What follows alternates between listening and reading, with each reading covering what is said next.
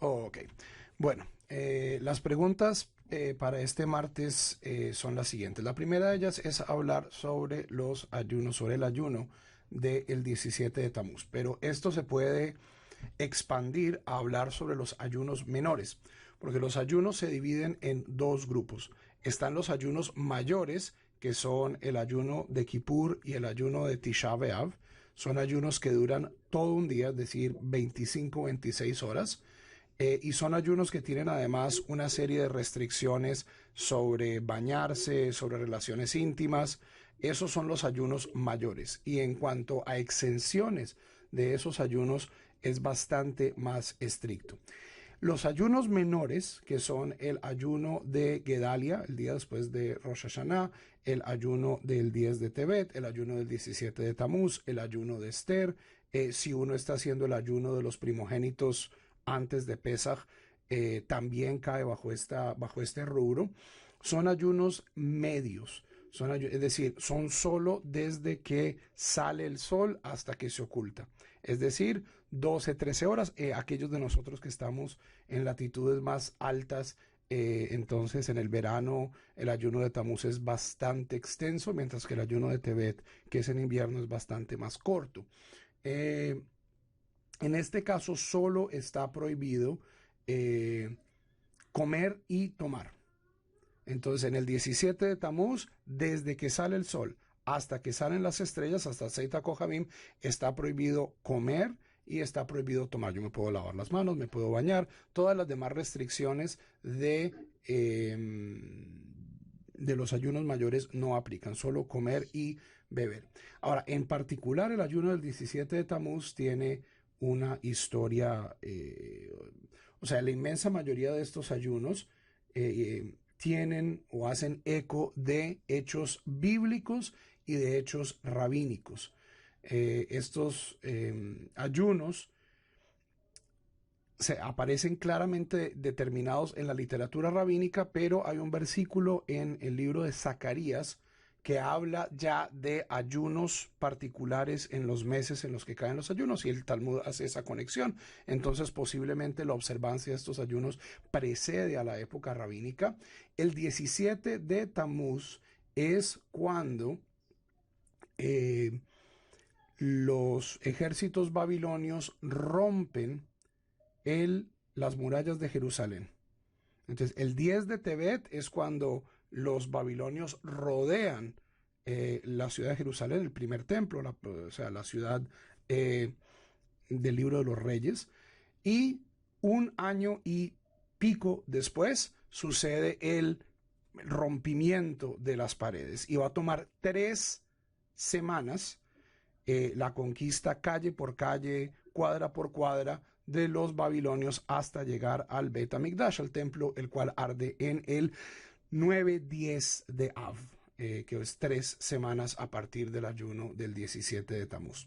Este es el hecho bíblico.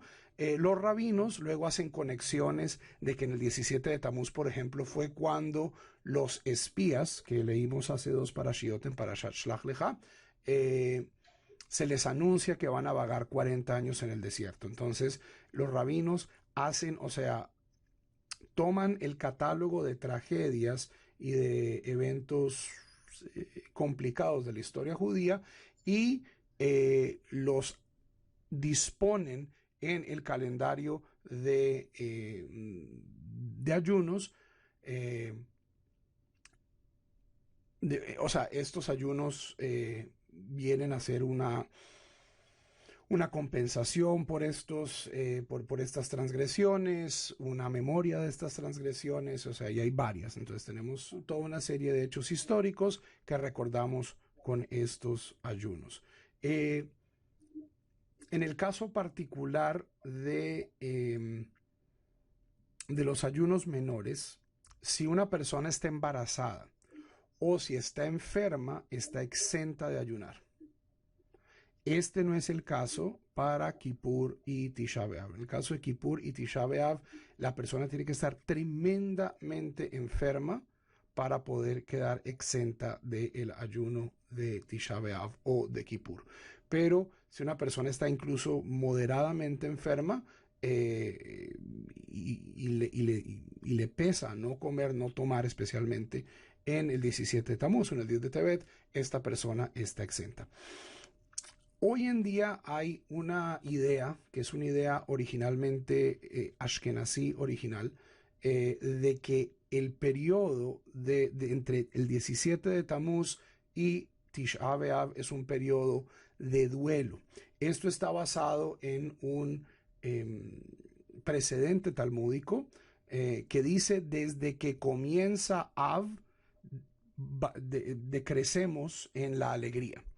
Pero temprano en la psica ashkenazí, desde que comienza Ab se vuelve estas 3 semanas. Entonces, en el mundo ashkenazí, mucha gente comienza costumbres de duelo desde el 17 de Tamuz, por ejemplo, no afeitarse, no estrenar cosas, no casarse. Eh, Talmúdicamente, estas restricciones de duelo comienzan en el Rosh Hodesh de Av, es decir, la última semana, un par de días de el duelo, o incluso el lenguaje específico de la Gemara es la semana en la que cae Tisha B'Av. Entonces, hay gente muy estricta en esto, que guarda 3 semanas de semiduelo, de no afeitarse, o sea, y hay gente que, basado pues en el lenguaje específico de la Gemara, es bastante más indulgente con esto. Es una división originalmente ashkenazí sefaradí, aunque hoy, especialmente dado la transposición de estas dos comunidades en Israel, se tiende hacia una uniformidad y una hegemonía, en este caso ashkenazí, pero eso no significa que una persona, por ejemplo, no pueda preguntarle a su rabino de si hay ciertas cosas que puede hacerse en este periodo. En mi caso, esta es una costumbre no universal. Y, o sea, gente me dice, ay, yo puedo tener un bar mitzvah en las 3 semanas. Y la respuesta es sí. O sea, este bar mitzvah puede suceder. En la última semana antes de Tisha B'Av es más complicado porque si ahí sí talmúdicamente dice que decrecemos en nuestra alegría, entonces es muy difícil hacer una fiesta pues de un bar mitzvah. Ciertamente un matrimonio no se podría hacer, pero en otros casos yo creo que hay más espacio para una psica flexible. Ok, preguntas sobre esto de los ayunos. Sí. Una pregunta, ¿se pueden ofrecer algunos en cambio de la salud de alguien o que mejore las finanzas en la familia? Ese tipo, o sea, ¿se pueden hacer ayunos y qué tipos de ayunos se pueden ofrecer? ¿Sí me escuchó? Sí, te escuché. Ok. O sea, fuera de lo que ya están estipulados, que obviamente pues nosotros deberíamos cumplir. Eh, un ayuno, pues sí, un sacrificio, pues voluntario, exacto, la palabra sería esa, voluntario como ofrecimiento. No sé, La pregunta es si se pueden hacer ayunos voluntarios.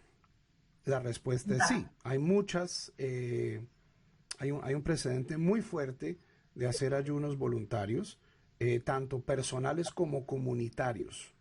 Cuando, Okay. o sea, hay todo un tratado en el Talmud, Ta'anit, que tiene que ver con cómo se hacen estos ayunos, especialmente comunitarios, eh, que cuando no caía la lluvia, cuando había una plaga, o sea, había una serie, la Mishnah en Ta'anit describe toda una serie de catástrofes o sea, cuando uno ya trata de hacer todo lo que puede hacer y no puede hacer más, ¿qué puede hacer? Incrementar oración y hacer ayuno. Entonces, habiendo dicho esto, yo quiero meter mi cucharada hereje. Uno puede hacer ayunos voluntarios. La pregunta es, ¿para qué quiero hacer yo ayunos voluntarios? Dios es insobornable. Esta noción de que si yo hago X o Y, que si me pongo la pitica roja, que si digo el salmo esto va a causar Z, en mi opinión, es una noción equivocada. Dios no es un sistema que uno pueda hackear. Y en esto voy en contra de un precedente muy fuerte del judaísmo folclórico. Ustedes van y miren, y hay toda una serie de literatura y rabinos enteros. No, rabino, es que me duele la muela. Ah, diga este salmo. En mi opinión, Dios no se comporta de esa manera. Porque si Dios fuese controlable a través de todas estas cosas, entonces Dios no es Dios, sino que nosotros somos Dios. Si yo quiero hacer un ayuno para tomar un momento de introspección, para ayudarme a hacer teshuvá. El ayuno es una herramienta de teshuvá. Si quiero tomarlo como una oportunidad de oración, de introspección, pero esta noción de que yo me estoy sacrificando, entonces Dios tiene que hacer cosas por mí, en mi opinión, no es como funcionan las cosas. O sea, estamos estableciendo una falsa expectativa. Y así es que la gente se desilusiona de Dios. Pero yo ayuné y yo recé y no se curó mi hijo. Yo no controlo a Dios. A lo sumo, lo que toda esta serie de tefilot y de tehilim y de estudio de Torah y de ayunos que yo puedo ofrecer, a lo sumo, lo que están haciendo es haciéndome mejor y haciéndome más merecedor, tal vez, de la misericordia divina, pero no la garantizan. Ese es el error, es garantizar, eso es bendito para eso. ¿Qué es esto? Es la forma pagana de pensar. Los paganos pensaban que haciendo un ritual XYZ yo podía controlar al dios, ¿cierto? Los paganos tenían dioses para todos, el dios del dolor de muela, el dios de las hemorroides, el dios de la gripa, el dios del santo cachón, ¿cierto? Del adulterio. Entonces, si yo le hago este ritual porque al dios del adulterio entonces le gustan las gallinas blancas y entonces yo sacrifico esto, entonces Dios me tiene, o sea, ese Dios me tiene que escuchar y no, entonces mi señora no me va a ser infiel. Ese es un modo de pensar que nosotros tenemos que abandonar. Porque nosotros no servimos a Dios y no rezamos y no ayunamos para que Dios nos quiera más o para que Dios haga cosas por nosotros. Nosotros rezamos y estudiamos y ayunamos y tratamos de ser mejores personas para ser mejores personas, para asistirnos en la labor de, y con esto paso a la pregunta del señor Javier, de emular, de presentar la imagen de Dios de una manera más transparente. Todos nosotros estamos hechos a imagen y semejanza de Dios. Ya vamos a ver qué significa esto para mí, al menos en ese sentido. Y a través de estos sistemas de la Torá, del ayuno, de las mitzvot, yo represento esta imagen de Dios de una manera mucho más plena y mucho más completa. Pero no es para que Dios me haga favores.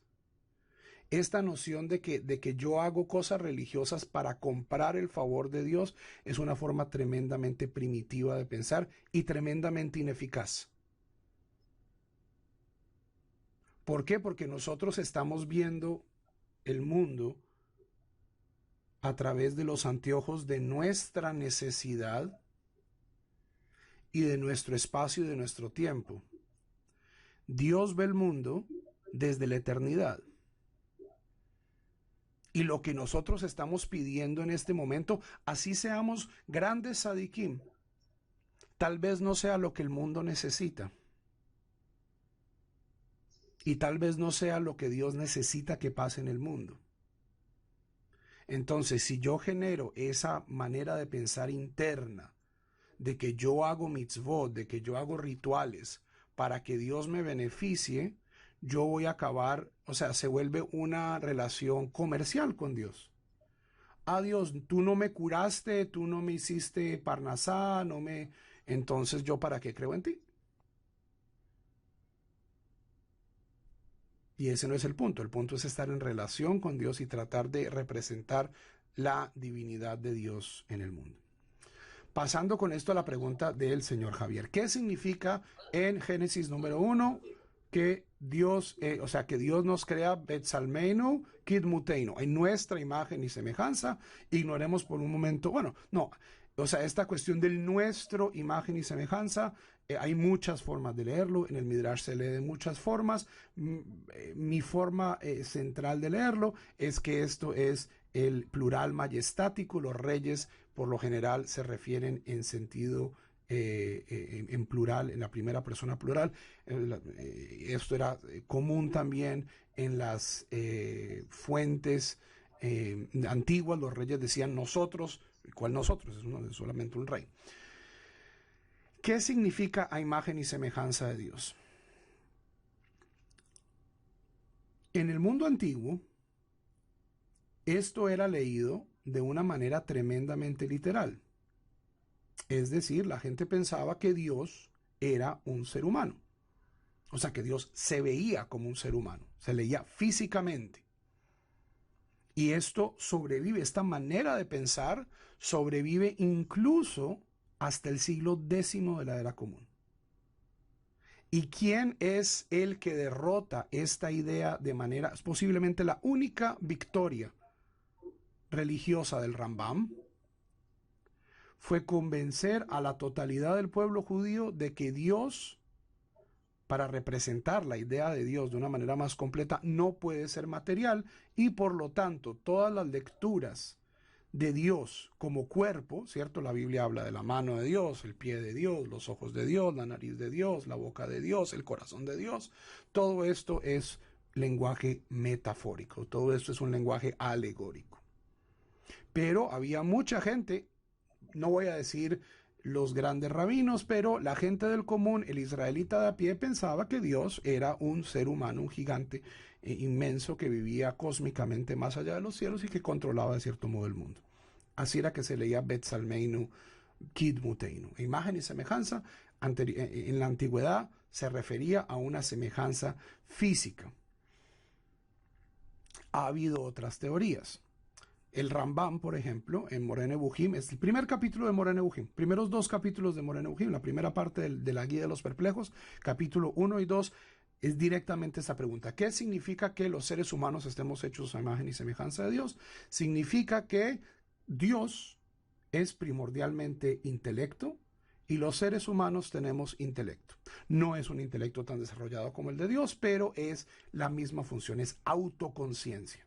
O sea, hoy lo llamaríamos autoconciencia. Dios es consciente, Dios es una conciencia, nosotros tenemos conciencia. Las piedras, al menos pues en nuestro pensamiento occidental y dentro del judaísmo, las piedras no son conscientes de que son piedras. Un perro es un perro, pero un perro no sabe que es un perro. Nosotros somos humanos y sabemos que somos humanos y sabemos que somos conscientes. Esto aparece incluso en el Pirkei Avot, que dice que cuán amada es la humanidad, que es hecha imagen y semejanza de Dios, y además sabe que es hecha imagen y semejanza de Dios. O sea, esto el Rambam lo expresa tal vez de la manera más clara, pero es una idea que yo creo que se remonta a los rabinos de la Mishnah, que muchos de ellos eran tremendamente sofisticados a nivel teológico, filosófico, y decían, imagen y semejanza de Dios no puede ser una imagen y semejanza física, tiene que ser algo a un nivel intelectual, o sea, por usar una palabra complicada, espiritual. Para el Rambam no es tanto espiritual, sino es intelectual. Dios es una conciencia, nosotros tenemos conciencia, en esto es en lo que nos parecemos a Dios. Hay otra teoría que dice que Dios es libre. ¿En qué consiste este Tselem Elohim, esta imagen de Dios que tenemos los seres humanos? En nuestra libertad. Dios es libre, Dios crea el mundo a partir de su libertad. En esta imagen, y es una idea que comienza de nuevo en el Talmud, pero se desarrolla mucho más claramente en la filosofía medieval, nadie más tiene libre albedrío, sino los seres humanos. Ya esto lo hemos hablado en otras ocasiones. Los ángeles en el judaísmo son particularmente, o sea, no tienen voluntad, son robots. O sea, usando una palabra, no tienen voluntad. Dios dice, oiga, usted haga esto. Y el ángel hace esto.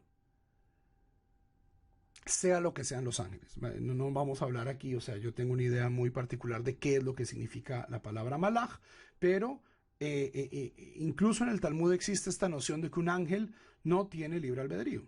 Por esto la noción cristiana de un ángel rebelde es absurda en el judaísmo.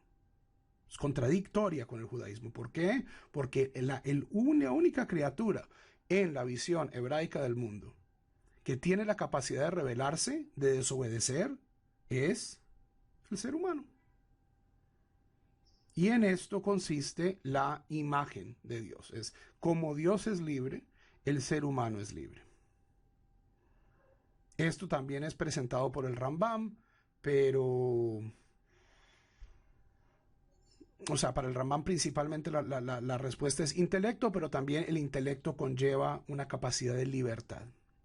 Cuando aparece la Kabbalah, que de acuerdo a mi percepción de la historia, que es una percepción crítica, académica, sucede como reacción al Rambam, la Kabbalah sugiere que la semejanza de Dios y el ser humano es que hay una porción del ser humano, llamémosla alma, o hay muchas, o sea, hay muchos, se utilizan muchos lenguajes, y ustedes, el hasidismo especialmente es muy colorido en esto, la diferencia entre ruach y nefesh y neshama y yehida, hay toda una serie de vocablos para diferenciar partes de la conciencia humana.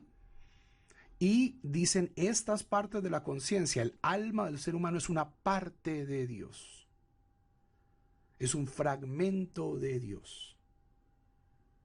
Esta es una noción que aparece en Occidente con el neoplatonismo, con Platón, pero que se desarrolla en la Kabbalah de una manera muy robusta y dice, ¿en qué es que nos parecemos los seres humanos a Dios? En que tenemos un pedacito de Dios y ese pedacito de Dios inmortal, autoconsciente, libre, vamos a llamarlo alma. O sea, en este caso no hay una contradicción total entre el Rambam y la Kabbalah. En efecto, me parece que la Kabbalah está desarrollando ideas del Rambam y dándoles un poquito más de forma y presentando en un lenguaje bíblico, porque las palabras Ruach, Neshama, Nefesh, todo esto aparece en el Tanaj, aparecen en el Talmud, pero no hay una psicología, no hay una teología definida de qué exactamente significan estas palabras. Llega la Kabbalah y nos presenta, dice, bueno, el Ruach es responsable de esto, la Neshama es responsable de esto, y todas estas son funciones o partes de Dios que habitan dentro de la materialidad del ser humano, animan al ser humano. O sea, la palabra alma en latín es anima, es lo que me hace mover, lo que me hace a mí pensar, lo que me hace a mí desear. Todas estas son partes, y ya sea toda mi alma o en otras teorías cabalísticas, solo ciertas partes de mi alma son fragmentos del alma divina. Es decir, nosotros, y esto podría sonar tremendamente hereje, más hereje que cualquier cosa que yo haya dicho hasta ahora, nosotros de cierto modo somos Dios. Lo cual es ir un paso un poquito más allá de decir que somos hechos a imagen y semejanza de Dios. Es una idea poderosa, pero es una idea también complicada. O sea, el hasidismo tiene particularmente ese atractivo porque lo que está diciendo es, usted es parte de Dios. Usted quiere tener acceso a Dios, búsquelo en sí mismo. O sea, busque la chispa divina que está dentro de usted, lo cual también es muy compatible pues con toda una serie de misticismos orientales. O sea, es una idea poderosa, atractiva, pero que hay que desmenuzar. O sea, y eso es lo bonito, don Javier, del judaísmo, y es que, o sea, la Torá presenta esto de una manera tan obvia, ¿cierto? Los seres humanos somos creados a imagen y semejanza de Dios. Como si nosotros inmediatamente entendiéramos qué es lo que está diciendo esto. Y no, este concepto es un concepto difícil. Es posiblemente el concepto más importante, en mi opinión, de todo el judaísmo. Es la idea central del judaísmo, en mi opinión. Y curiosamente una idea central que no es inmediatamente obvia, sino que evoluciona. Y en mi opinión, y es una opinión tal vez osada, Cada vez estamos entendiendo mejor esto. Es decir, nosotros en este momento, habiendo leído al Zohar y habiendo leído a Rabbi Nachman y habiendo leído el Tanya y habiendo leído el Rambam y habiendo leído el Talmud y habiendo leído el Tanaj, podemos volver a ese versículo del Génesis 1, y decir, entiendo esto mucho mejor que tal vez mis ancestros. No voy a hablar de Moshe, no voy a hablar de los profetas, pero ciertamente el israelita de a pie tenía una idea bastante simple de lo que significaba este Tselem Elohim. Pero no significa una sola cosa. No significa una sola cosa. A través de la historia es un concepto que ha adquirido muchos matices y, en mi opinión, vamos a seguir descubriendo. Entre más sabemos sobre nosotros, porque, ojo, el ser humano es hecho a imagen y semejanza de Dios. De Dios no tenemos conocimiento directo. De Dios no tenemos conocimiento, es decir, de Dios sabemos muy poco. De acuerdo a Ramán, sabemos nada. Sabemos lo que Dios no es, pero no sabemos lo que Dios es. Entonces, ¿cuál es la, o sea, si hablamos de esto como una ecuación algebraica, X es Dios. Pero ¿qué es lo que nosotros conocemos o estamos cada vez conociendo más? A nosotros mismos. Entre más sabemos lo que es ser un ser humano, tenemos más herramientas para tratar de descubrir en qué es esto que nos parecemos a Dios. O sea, aquí la cantidad conocida es el ser humano, no es Dios. Entonces, en mi opinión, un tema que da para larga tela de cortar, y posiblemente la revolución conceptual más importante del judaísmo. Y esto yo lo he dicho ya varias veces y lo vuelvo a decir porque es importante decirlo.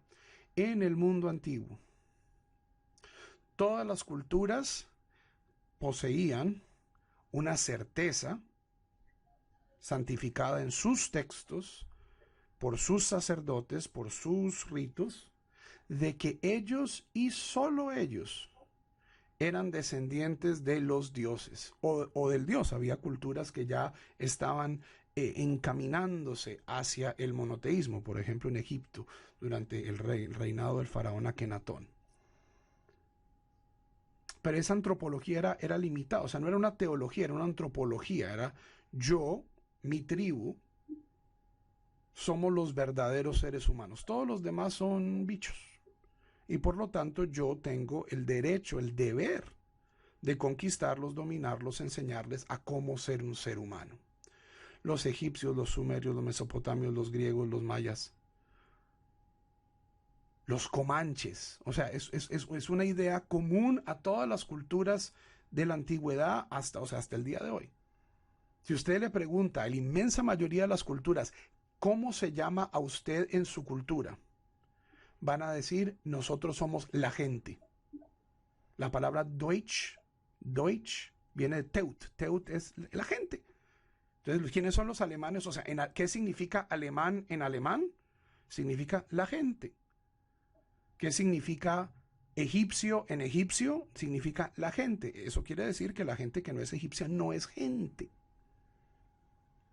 Y viene aquí la Torá y nos da esta revolución, es una cachetada más allá de la noción de un solo Dios, más allá de la unidad del mundo, más allá de que decir que todo el mundo es bueno, ¿cierto? Vayar Elohim et Haor Kitov, y Dios vio la luz que era buena, y decir que el mundo es bueno, todo eso es fantástico. Pero la inmensa revolución de la Torá está en ese versículo, y es decir, todos los seres humanos, varón y hembra, son creados a imagen y semejanza de Dios. Todos los seres humanos, no todos los judíos, no todos los de mi clan, los de mi tribu, los de mi familia, todos los seres humanos. Ki betzelem Elohim nivra ha'adam, pues a imagen y semejanza de Dios creó Dios al ser humano, no es al hombre. Ha'adam no significa el hombre, significa a la criatura humana.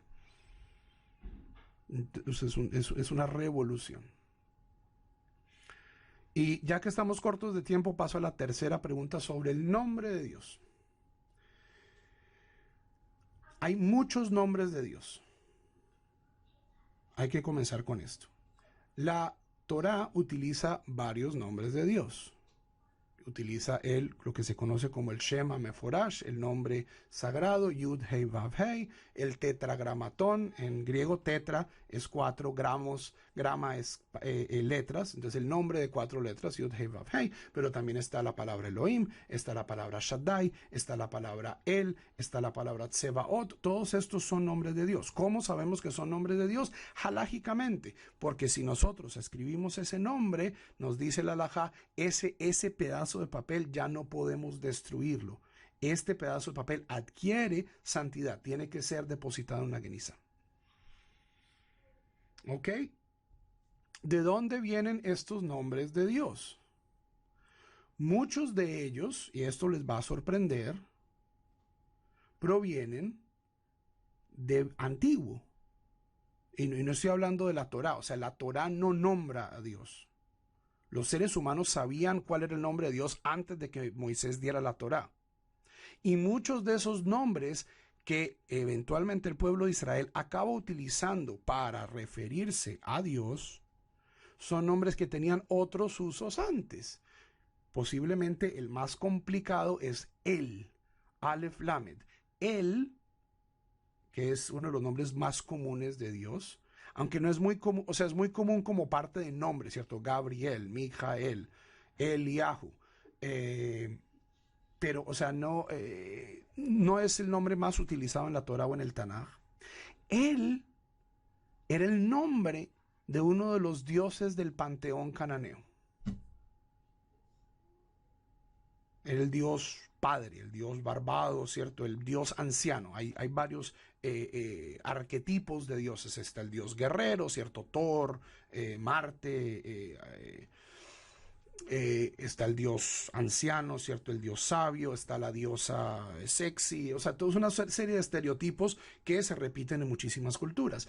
El dios cananeo de barbotas, del padre, se llamaba él. ¿Eso significa que nosotros estamos adorando a él? No. Ese nombre eventualmente pasa a formar parte, es decir, vamos a utilizar este nombre que ya conocemos para referirnos a este Dios uno, invisible, con el que tenemos una relación. Y vamos a utilizar otros nombres también. Elohim. Elohim, que no significa dioses, o sea, para entender la palabra Elohim, hay que entenderla en un contexto. Elohim puede significar una de dos cosas. Puede significar o dioses, por lo cual es un plural, im es un plural. Pero en hebreo, im es una forma de crear sustantivos abstractos. Por ejemplo, mayim. Mayim es agua. Pero es las aguas. O sea, yo no tengo una gota, una gota, ¿cuál es la cantidad mínima de agua? No hay agua, hay aguas. Siempre el agua es colectiva. Shamayim. Shamayim es los cielos. O sea, no hay un pedacito de cielo, un cachito de cielo, no. El cielo es amplio. Elohim, entonces, utilizado en este contexto, que es en el contexto en el que la Torá utiliza esta palabra para referirse a Dios, Elohim significa divinidad. Es lo que Dios hace, no es quien Dios es. ¿Y cómo podemos entonces distinguir? No por la palabra en sí misma, sino por el verbo. Bereshit bara Elohim. En el principio creó singular Dios. A pesar pues de que este texto puede ser leído de muchas maneras. Con particularidad al nombre Yud Hei Vav Hei, este es un nombre especial. Y es un nombre especial porque la Torá dice que es especial. Cuando Dios se revela a Moisés, le dice: tus ancestros me conocían por otro nombre. Lo cual, si uno va y lee Génesis, hay partes donde Abraham se refiere a Dios como Yud Hei Vav Hei, lo cual demuestra, de cierto modo, que la Torá no está siendo escrita desde la perspectiva de Abraham, sino desde la perspectiva de Dios. Porque Abraham no conocía ese nombre, a pesar de que lo utiliza. Es decir, Dios está diciendo, sí, y aquí me estaba hablando a mí. Ese nombre es especial. Es de cierto modo el nombre directo de Dios. Si Dios tuviera una tarjeta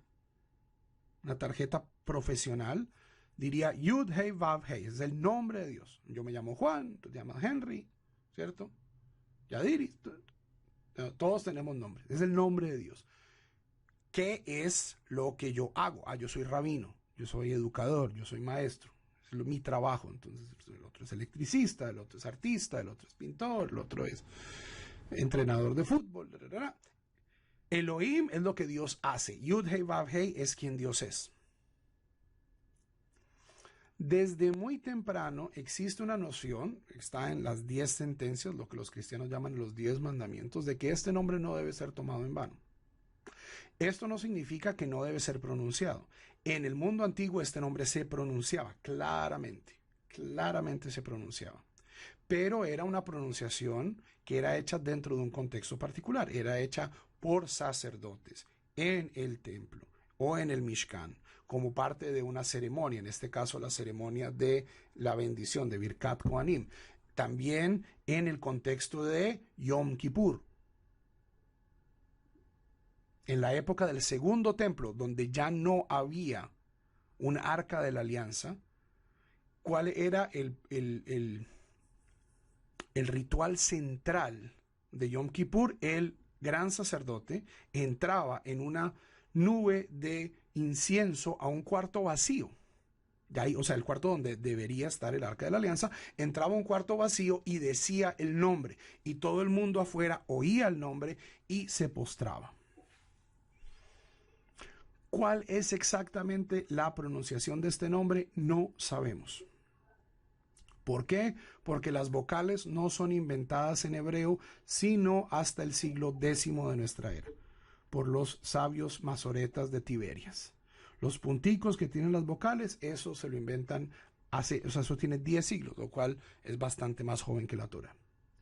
La tradición de cómo se pronunciaba el nombre de Dios era preservada por sacerdotes y hasta donde sabemos, esa tradición se pierde con el exilio, la destrucción del templo, la destrucción de las instituciones rabínicas.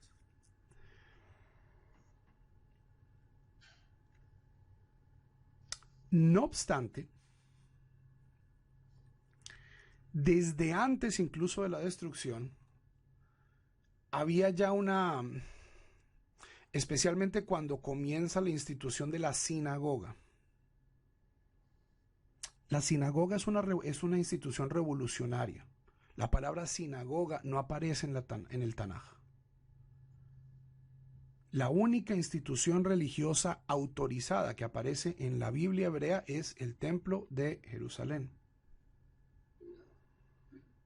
Entonces, cuando los exiliados de Babilonia sin templo dicen, oiga, ¿y ahorita qué hacemos?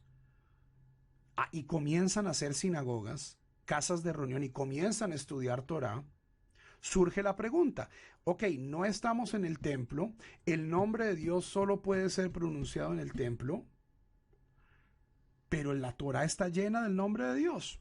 ¿Qué hacemos? Esto es una suposición mía. Ya les digo cuáles son mis pistas para esto. Y comienzan entonces a utilizar un kinui, es decir, un eufemismo. Es decir, cada vez que el nombre Yud Hei Vav Hei aparecía y lo estaban leyendo en la sinagoga, entonces en vez de decir el nombre Yud Hei Vav Hei, el cual solo era posible pronunciarlo en el templo por sacerdotes en un contexto muy particular, dijeron, bueno, aquí entonces vamos a utilizar un código y vamos a decir Adonai. Adonai significa mi Señor. ¿Cómo sabemos que esto es una costumbre antigua? Porque cuando la Torá es traducida al griego en el siglo III antes de la era común, la palabra Yud Hei Vav Hei aparece traducida al griego por Kyrios. Kyrios en griego significa Señor, que es de donde las Biblias cristianas sacan Señor. ¿Cierto? Somos sus sarmientos, o Señor. Señor, ahí es Kinui de Yud Hei Vav Hei, pero es pasando a través del griego, que significa Kyrios, y ese Kyrios viene de Adonai. Entonces, es una costumbre que precedía la destrucción del templo.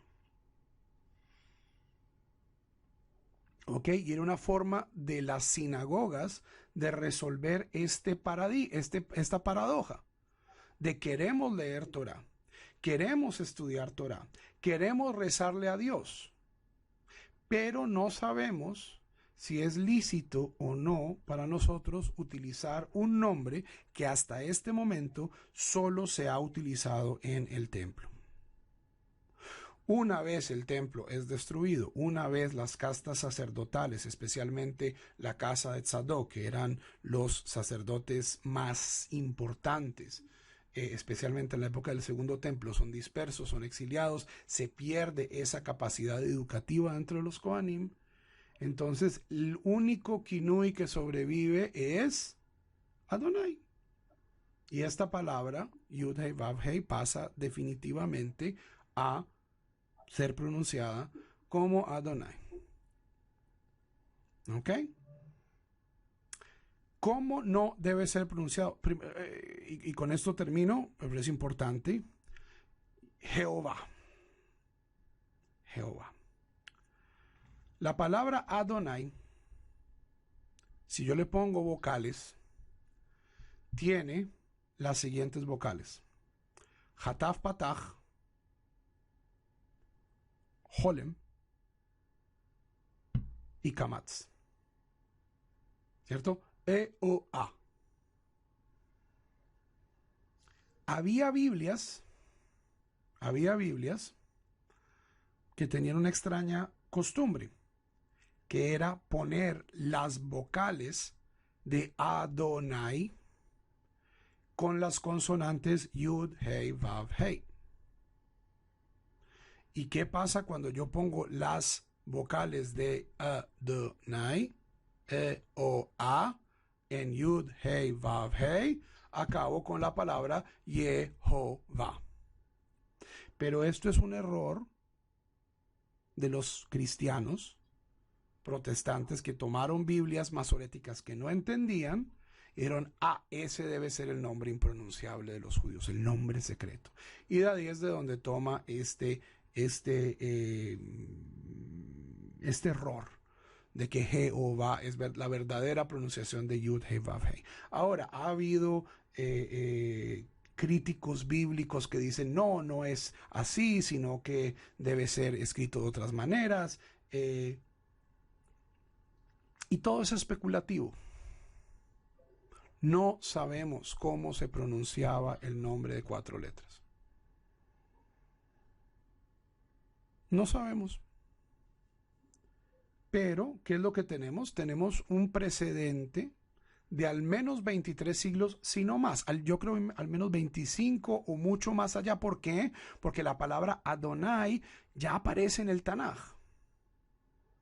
La palabra Adonai, escrita Aleph, Dalet, Nun, Yud, aparece ya en Ezequiel, aparece en los profetas. Es un nombre muy viejo de Dios. Entonces, como nombres de Dios, que ya no, que tenían un pasado oscuro, como Él, acaban siendo casherizados, hay otros nombres de Dios que toman prominencia. ¿Ok? Una última nota. Me han puesto en el canal, no sé si de YouTube o de Facebook, la pregunta si es lícito para un judío decir la palabra Dios. Dios viene del latín Deus, que viene del griego Theos, que es una derivación del genitivo de Zeus. Si ustedes han leído la Ilíada o la Odisea, ¿cierto? Cada rato es por Zeus, tal cosa, ¿cierto? Por Zeus, Odiseo, tal cosa. Eso en griego es Medía. Día es el vocativo de Zeus. Y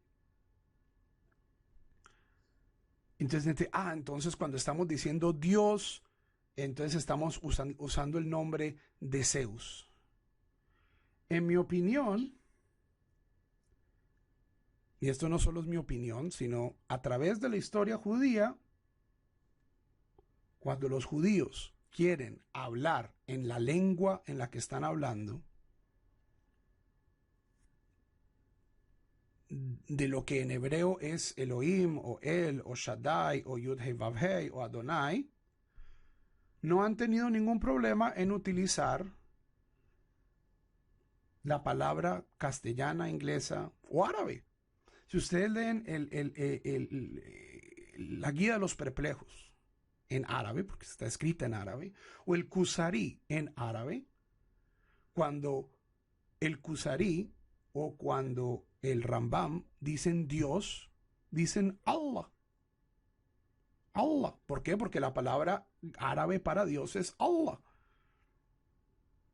O sea, yo creo que tanto el Rambam como el Kusari estarían dispuestos a afirmar pues, que cuando los árabes dicen Allah, o sea, si son musulmanes, se están refiriendo de cierto modo al mismo ser. ¿Ok? Entonces yo, a través de la historia, cuando los rabinos escribían en inglés, escribían God.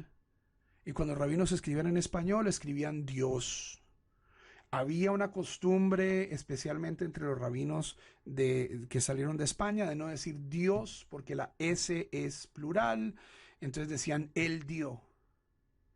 El dio. En ladino, en vez de decir Dios, es el dio. ¿Ok? Hay una costumbre de decir, o sea, lo que importa no es exactamente el mismo, o sea, exactamente el lenguaje que se utilice, sino la intención. ¿Cierto? Cuando yo digo él narrefanala, a pesar de que él hace 4000 años representaba a un dios pagano cananeo, pues por supuesto que no le estoy rezando a un dios pagano cananeo. Y cuando yo digo Dios mío y de nuestros padres, o hay que tener fe en Dios, no les estoy diciendo a ustedes, crean en Zeus. El lenguaje evoluciona y lo más importante del lenguaje no es el lenguaje en sí mismo, sino cómo se use.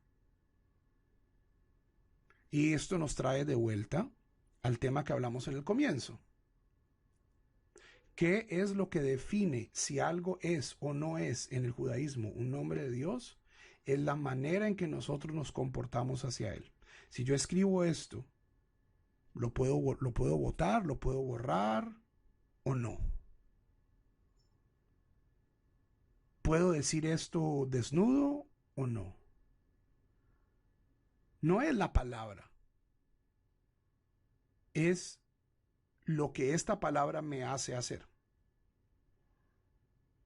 Entonces, a pesar de que no sabemos cómo se pronuncia Yud-Hei Vav-Hei, este va a ser el nombre más importante de Dios dentro del judaísmo por siempre.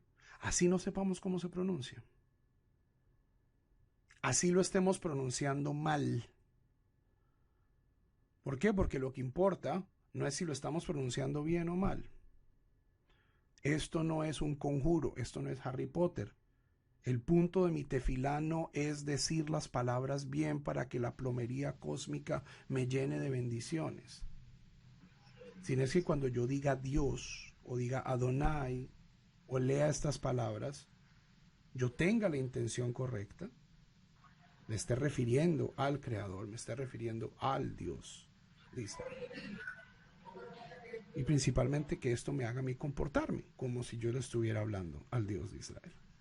Javerim Javerot, me pasé 10 minutos. Que tengan todos una muy buena noche.